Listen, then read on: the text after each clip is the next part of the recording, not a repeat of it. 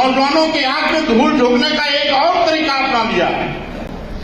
पहले जगह निकलती थी, वैकेंसी निकलती थी, उसके सापेक्ष परीक्षा होता था, इंटरव्यू होता था, सिलेक्शन होता था। ट्रेनों में, बसों में, गाड़ियों में जानवरों की तरह ठूस ठूस करके जाने के लिए मजबूर होना पड़ता है।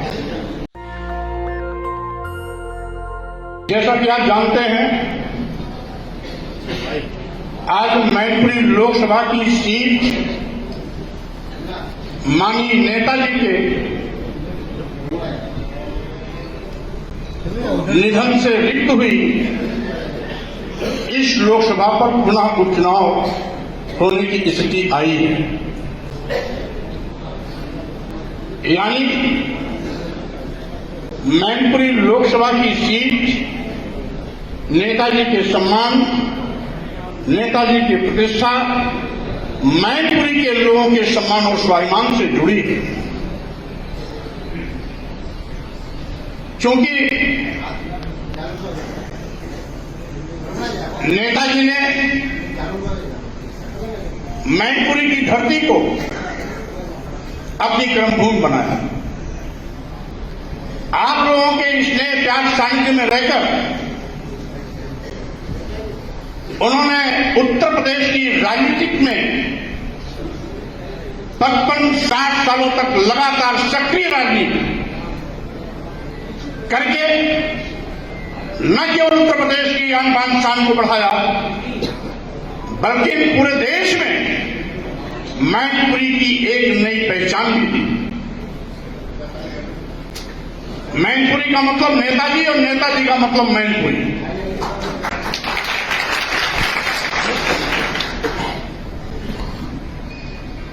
और उनके आकस्मिक निधन से ही सीट खाली हुई। इसलिए साथियों, ये आपके प्रतिष्ठा का चुनाव है और ये चुनाव ऐसे वक्त पर हो रहा है जिसमें पूरे देश और प्रदेश में डबल इंजन की सरकार सभी मुद्दों पर फेल हुई है। भारतीय जनता पार्टी ने जो वादे किए थे,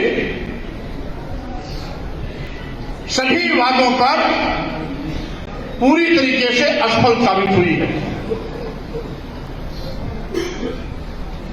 आज बड़े पैमाने पर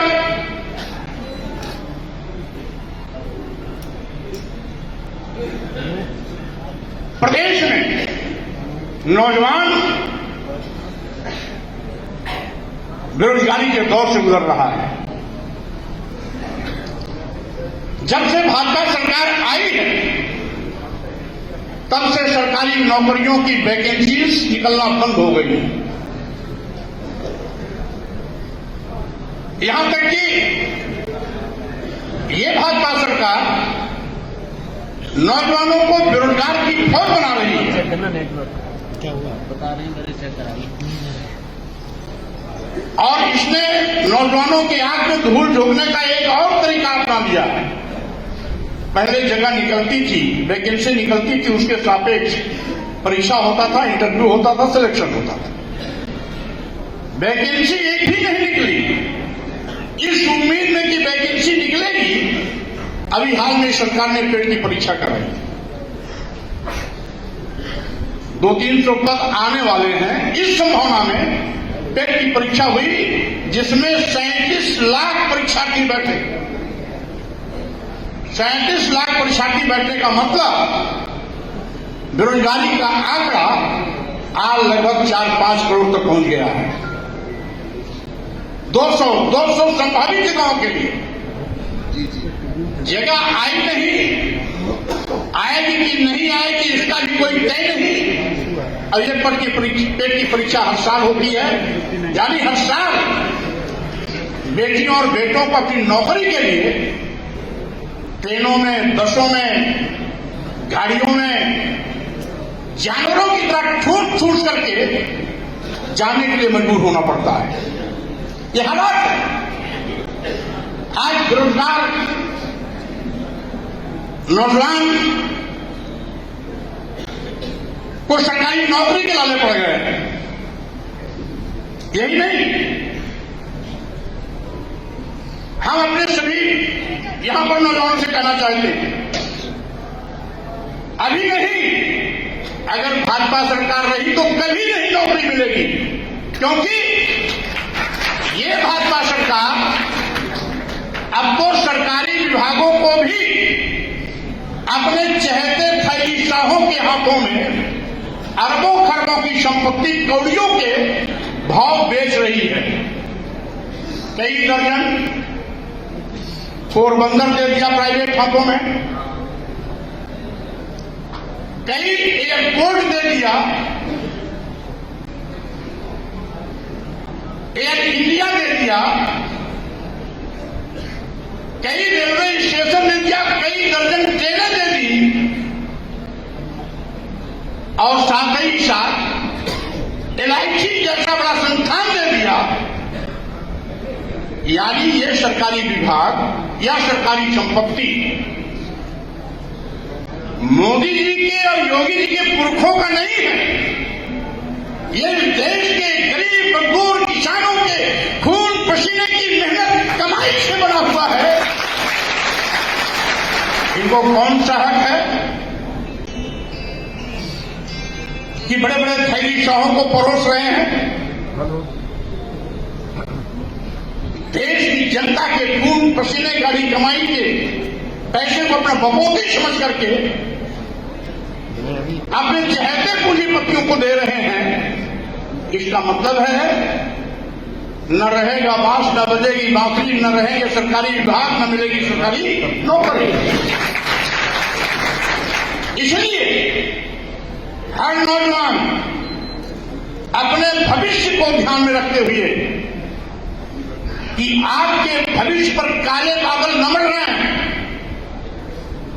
भविष्य में भी आपको सरकारी नौकरियों से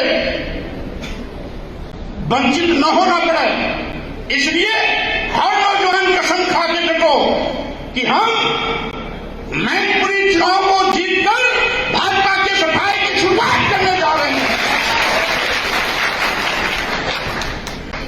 हम जानते हैं कि ऐसे चुनाव से हम सरकार नहीं बनाने जा रहे हैं, न सरकार बिगाड़ने जा रहे हैं। लेकिन नौजवानों, एक चीज मैं जरूर कह देना चाहता हूं, मैनपुरी लोकसभा की सीट चुनाव की ये जो सीट है, ये माननीय नेताजी मुलायम सिंह यादव जी के प्रतिष्ठा और शान से जुड़ी सीट है। ये चुनाव एक ऐसे वक्त पर हो रहा है, अगर मैनपुरी लोकसभा में आपने जीत का बिगुल बजा दिया, डिम्पल यादव जी को सांसद बना करके भेज दिया, तो मैं कह देना चाहता हूं 2024 का लोकसभा चुनाव आपका होगा, किसी और का नहीं होगा। 2024 की लोकसभा के फतेह की शुरुआत मैनपुरी लोकसभा के उपचुनाव से हो रहा है। आप चाहते हो नेताजी की विरासत आगे बढ़े? नेताजी ने जो 50 साल 60 साल तक आपके बीच में साथ रहे हैं, इसमें बहुत से ऐसे लोग होंगे जो उनके संगठनों के साथी रहे होंगे, उनके साथ जेल भी गए होंगे, उनके साथ लाठियां भी खाई होंगी, और उनके साथ में खाना पीना भोजन भी करने का अवसर मिला होगा। बहुत से लोग ऐसे बैठे, तो उन्होंने जो अपना आशीर्वाद अखिलेश यादव जी को देकर के अपने जीते जी आपकी समाजवादी पार्टी आंदोलन को आगे बुलंद रहने की जिम्मेदारी दी है। अगर ये लोकसभा सीट जीतते हैं तो राष्ट्रीय अध्यक्ष अखिलेश यादव जी का सम्मान पूरे देश में बढ़ेगा, और सही मायने में ये नेताजी को सच्ची श्रद्धांजलि भी होगी, क्योंकि नेताजी की सीट खाली हुई है, इस सीट पर चुनाव है। मैनपुरी के लोग जीतेंगे इस चुनाव को, तो केवल जीत ही नहीं होगी, केवल डिम्पल यादव जी सांसद नहीं बनेगी, बल्कि माननीय नेताजी मुलायम सिंह यादव जी को आप लोगों की तरफ से ये सच्ची श्रद्धांजलि भी होगी। इसलिए साथियों, ये चुनाव बहुत महत्वपूर्ण है। ये भाजपा के लोगों ने कहा था हम किसानों को लाभकारी मूल्य दिलाएंगे। आज तक कोई लाभकारी मूल्य मिला नहीं। धान क्रय केंद्र, गेहूं क्रय केंद्र बिचौलियों के दलाली के अड्डे बन जाते हैं। किसान दर दर ठोकरे खाता है, उसके धान गेहूं खरीद नहीं होती है, बिचौलियों और दलालों के माध्यम से खरीद होती है। हम तो गन्ना क्षेत्र में गए हैं, ये सरकार गन्ना किसानों का बकाया भुगतान भी नहीं दिला रही है। और यही नहीं, किसान जो सामान पैदा करता अपने खेत में, जब बाजार में ले जाता है तो मिट्टी के भाव से बिकता है। अगर किसानों को, गरीबों को, मजदूरों को, गांव वालों को कोई सामान खरीदना पड़ता है तो सोने के भाव मिलता है। यानी किसानों के साथ कितना जनजातीय अन्याय, अत्याचार अन्याय। सभी प्रकार की उर्वरक, जितनी भी खादें, यूरिया, डीएपी, जितनी भी हैं, डीएपी वगैरह सब बड़े महंगे दामों पर। और अगर कुछ बचा खुचा सही रह गया किसान का कमर तोड़ने के लिए, तो योगी जी के छुट्टा जानवर 100-100, 200 के झुंड में आएंगे, किसान की फसल चेक करके चौपट कर देंगे, बर्बाद कर देंगे। ये हालात है भाजपा सरकार का। छुट्टा जानवर मालूम नहीं आपके करहल में आते कि नहीं आते हैं। पूरे उत्तर प्रदेश में 100-100, 200 इकट्ठा आएंगे। और योगी जी कहते हैं हम इनके लिए जगह जगह हम वो बनवा रहे हैं गौशाला। अब गौशाला तो बनवा रहे हैं, लेकिन गौशाले में न चारे की व्यवस्था, न पानी की व्यवस्था।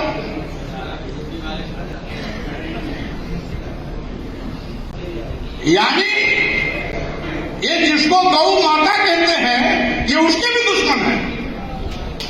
अभी अमरोहा की एक गौशाला में एक दिन में 70 ये जानवर मरे थे, 70 गोवंश मरे थे एक दिन में। तो ये तो अपनी गौ माता के भी दुश्मन है कि गौशाला में न चारा की व्यवस्था, न भूसे की व्यवस्था, न पानी की व्यवस्था, दम तोड़ रहे हैं। और जितना गौशाला में है उससे 100 गुना ज्यादा खुला छूटा घूम रहे हैं, जो किसानों की फसल बर्बाद कर रहे हैं।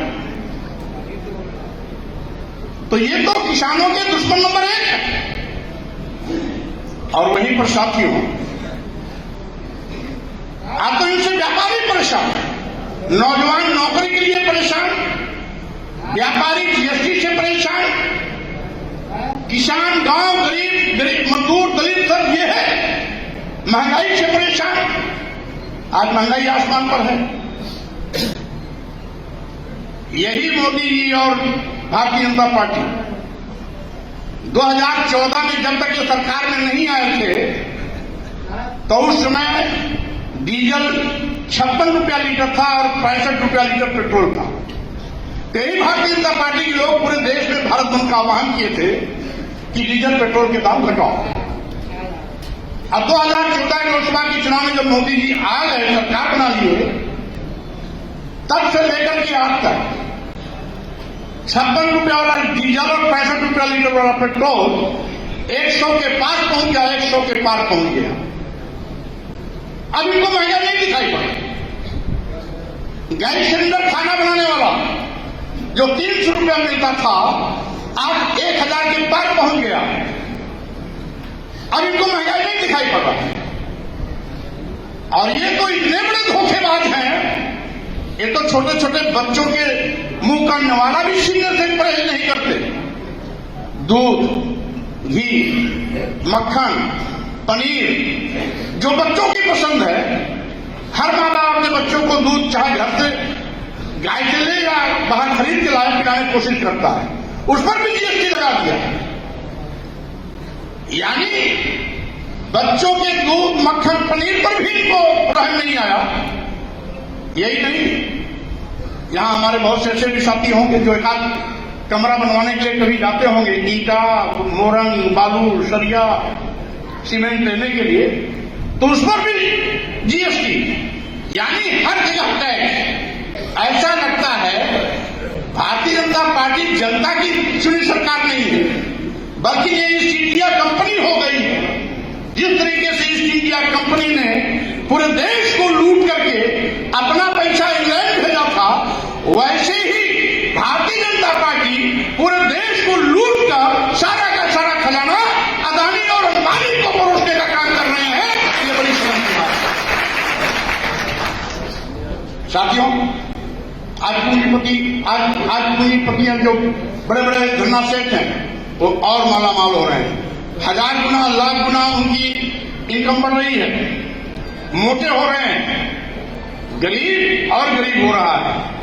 गरीब को ये दफन करने में लगे हैं और जो बड़े थैलीशाह है उनको इतना मोटा कर रहे हैं कि देश की पूरी संपत्ति उनके लिए कम पड़ रही है। हालात उससे बदतर है। और साथियों, मैं ये भी कहना चाहता हूं,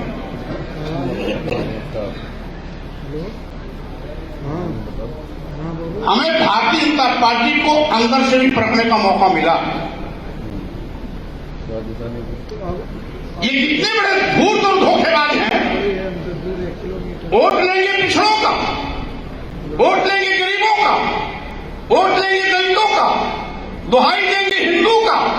हिंदू के नाम पर सबको बदला कर वोट लेते हैं। सत्ता में आने के बाद पिछड़ों का असर कलम, दलितों का असर कलम, गरीबों का असर कलम। हमने देखा 69,000 सीटों की भर्ती आई थी, 18,000 पिछड़े वर्गों के लिए आरक्षित पद थे, जिसमें मात्र 18,000 में से 6,000 पदों पर पिछड़े वर्ग के लोगों को नियुक्ति पद दे दिया। शेष 12,000 पदों पर अपने चहेतों को बैठा दिया जो पिछड़े वर्ग के नहीं थे। अरे भाई, 50% के ऊपर आप आरक्षण ले रहे हो, हमें कोई मलाल नहीं, लेकिन आप पिछड़ों के लिए आरक्षित पदों पर भी अपने लोगों को बैठा दे रहे हो। या ये पिछड़ों के साथ अन्याय नहीं है क्या? क्या ये पिछड़ों का हक नहीं माना जा रहा है क्या? क्या पिछड़ों का असर कलम नहीं किया जा रहा है क्या? क्या पिछड़ों की नौकरी, पिछड़ों के बच्चों के साथ नौकरी से खिलवाड़ नहीं किया जा रहा है क्या? यही नहीं, अनुसूचित जात जनजाति के भी 69,000 पदों में 12,000 आरक्षित पद थे। उस 12,000 में 8,000 पद पर तो सही नियुक्ति हुई। शेष 4,000 पदों पर सामान्य वर्ग के लोगों को फर्जी शेड्यूल कास्ट का सर्टिफिकेट देकर वहां पर भी नियुक्ति पत्र पकड़ा दिया। यही नहीं, ये अंधेर नगरी हमने कभी देखी नहीं।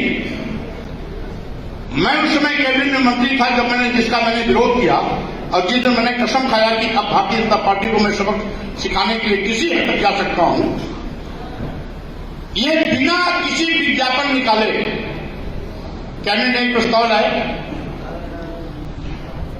कि उत्तर प्रदेश के सभी मेडिकल विश्वविद्यालय, मेडिकल कॉलेजों में बड़े पैमाने पर professor, reader, associate professor, assistant professor के पद रिक्त हैं।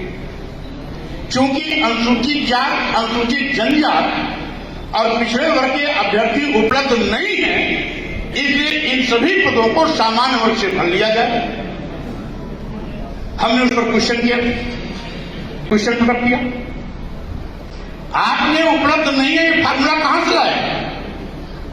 क्या आपने विज्ञापन निकाला? अगर निकाला तो कितनी बार निकाला? 1 बार, 2 बार, 3 बार? तो अंत में जवाब आया कि 1 बार भी नहीं। उसी पर मैंने कैबिनेट में अपना गुस्सा जाहिर किया,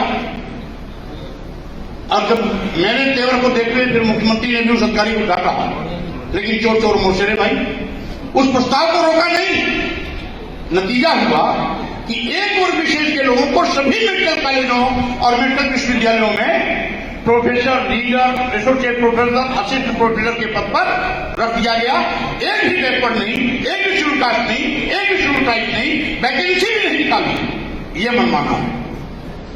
वोट चाहिए इनका हिंदू के नाम पर बैकवर्ड शेड्यूल कास्ट सबका, लेकिन सत्ता के आने पर सबके गर्दन पर तलवार चलाते हैं, सबके आरक्षण पर कैंची चलाते हैं, सबकी हकदारी करते हैं।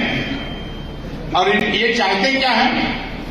ये देश के लोगों को इतना गरीब बना देते हैं, इतना गरीब बना देना चाहते हैं कि 5 किलो 10 किलो चावल में वो हमारा गुणगान करते रहे, वोट देते रहे।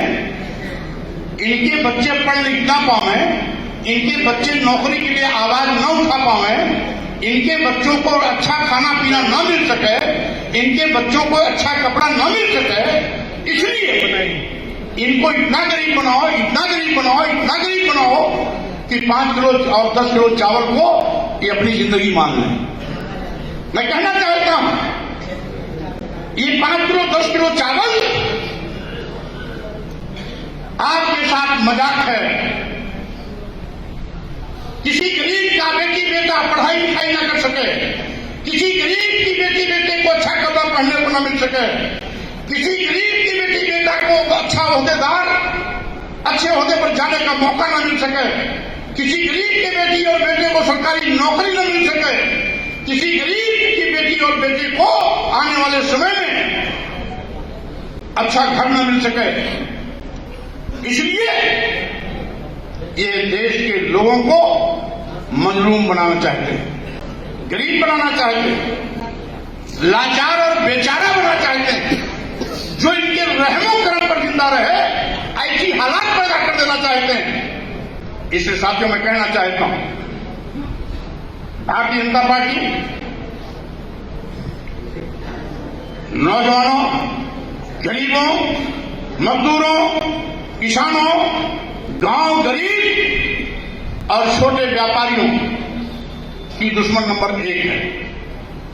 और इस दुश्मन नंबर 1 को पटकनी देने का सबसे अच्छा मौका आपके इस मैनपुरी लोकसभा उपचुनाव का है, जहां पर आप पूरी ताकत के साथ एक वोट डिंपल यादव को देकर उनको सांसद बना करके अपने मान सम्मान का फर्क करना है। और मैं ये भी कहना चाहता हूं, आप चाहते हो कि नेताजी की तरह अखिलेश जी यादव पूरे देश की बागडोर संभालें, पूरे देश का नेतृत्व करें, पूरे देश में मैनपुरी इटावा का नाम रोशन करें, पूरे देश में उत्तर प्रदेश की मान शान को बढ़ाएं और उत्तर प्रदेश से चल करके पूरे देश में समाजवाद आंदोलन को स्थापित करें। तो मैं कहना चाहूंगा साथियों, हर नौजवान अखिलेश यादव बनकर के पूरी ताकत के साथ समाजवादी पार्टी आंदोलन का आगे बढ़ाएं।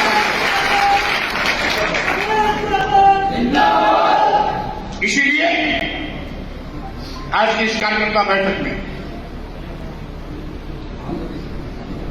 मैं आपसे अपील करने आया हूं कि नेताजी आपकी धरोहर है, नेताजी आपके थे, आज आपकी धरोहर है। नेताजी के सम्मान में हमेशा आपने चांद लगाया है, आज फिर आपकी परीक्षा की घड़ी है।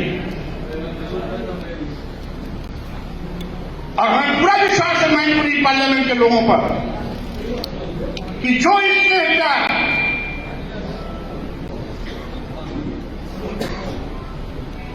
आपने नेताजी को पूरी राजनीतिक दौर में देने का काम किया है, वही इसने क्या आप अखिलेश यादव जी को देंगे, डिंपल यादव जी को देंगे, समाजवादी पार्टी आंदोलन को आगे बढ़ाने का काम करेंगे। इन शब्दों के साथ मैं आपसे भी कहना चाहूंगा कि साथियों, भारतीय जनता पार्टी हर तिकड़म करेगी।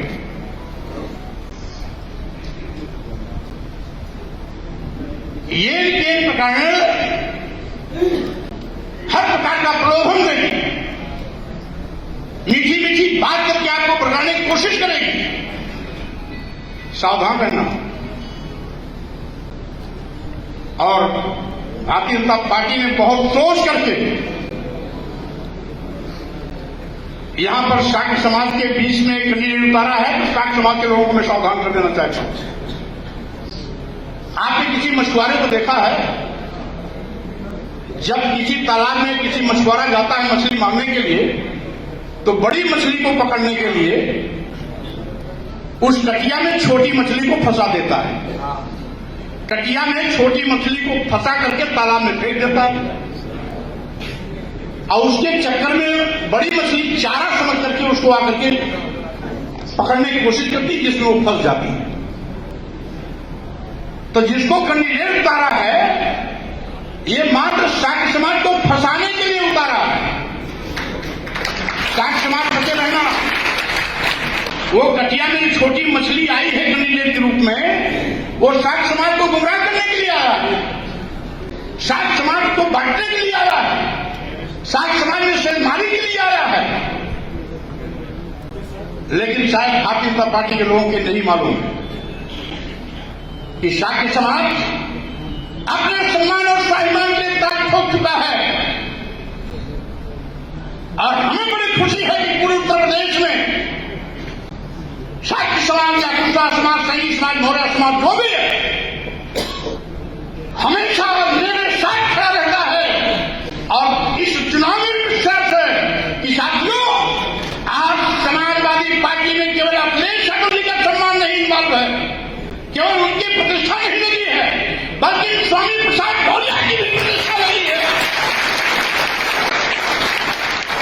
इसलिए इन कटिया मारों से होशियार रहना, इन कटिया मारों से होशियार रहना, क्योंकि जब पिछड़े वर्गों के आरक्षण पर तलवार चली है तो उसमें शाक्य समाज के नौजवान भी उससे वंचित हुए। आज सबसे ज्यादा जनजातीय अत्याचार पिछड़े वर्गों पर हो रहा है, दलित समाज पर हो रहा है, अकलियत समाज पर हो रहा है। आपको न्याय मिलना तो बहुत दूर, आपकी एफआईआर तक नहीं लिखी जाती है। अगर एफआईआर लिखाने की हुज्जत करोगे तो उल्टे आप पर ही फर्जी मुकदमे लगा दिए जाते हैं। यह है भाजपा सरकार। और साथियों, जो भारतीय जनता पार्टी अपने राम का सौदा कर सकती है वो आपको बेचने में देरी नहीं करेगी, आपका कत्लेआम करने में देरी नहीं करेगी, आपके हाथ पर तलवार चलाने में देरी नहीं करेगी, आपके सम्मान स्वाभिमान पर पानी फेरने में कोई देरी नहीं करेगी।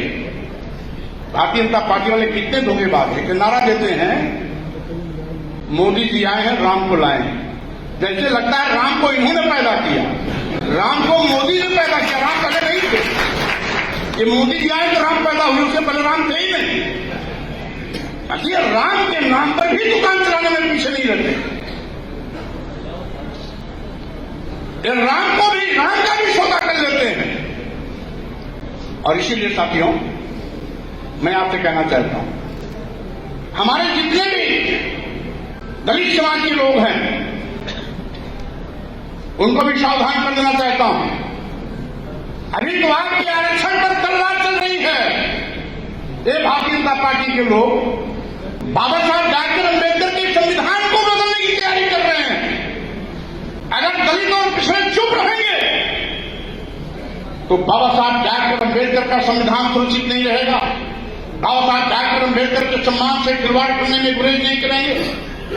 और साथियों, इसीलिए मैं कहना चाहता हूं, आज आवश्यकता है आप अपने सम्मान स्वाभिमान के साथ ताल ठोक कर खड़ा होने की।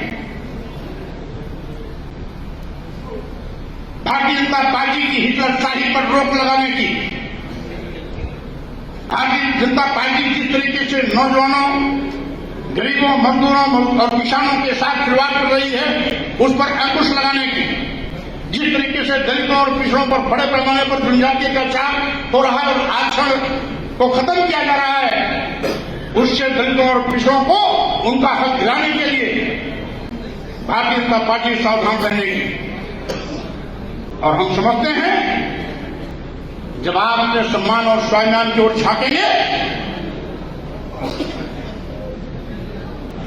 तो इस मैनपुरी लोकसभा में भारतीय जनता पार्टी को ऐसा करारा शब्द मिलेगा, ऐसा करारा शब्द मिलेगा कि कभी भी जो बड़ी बड़ी लंतरानी मारते हैं ये लंतरानी मारना भूल जाएंगे और साथ ही साथ ये अपना बोरिया बिस्तर समेटने की तैयारी अभी से करेंगे क्योंकि जान लेंगे कि अगर मैनपुरी लोकसभा पर डिम्पल यादव जीतती हैं तो 2024 की लोकसभा में अखिलेश यादव जी के नेतृत्व में समाजवादी पार्टी बड़े पैमाने पर शांति संस्था की लड़ेगी। इन्हीं शब्दों के साथ में हम आप सबको बहुत बहुत धन्यवाद देते हैं और पूरा भरोसा इत्मीनान करते हैं कि जितने वोटों से आप नेताजी को जिताते रहे हैं उससे 3-4 गुना ज्यादा वोटों से इतने भारी मतों से जिताइए डिम्पल यादव जी को कि भारतीय जनता पार्टी के प्रत्याशी की जमानत जब्त हो जाए, ऐसा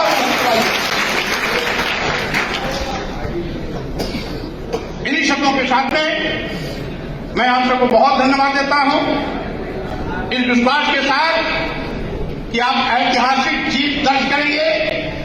नेशनल दस्तक की आपसे गुजारिश है कि अगर इसको बचाना चाहते हैं तो नेशनल दस्तक को सब्सक्राइब करने के लिए रेड कलर के सब्सक्राइब बटन को दबाएं, फिर बेल आइकन की घंटी दबाएं।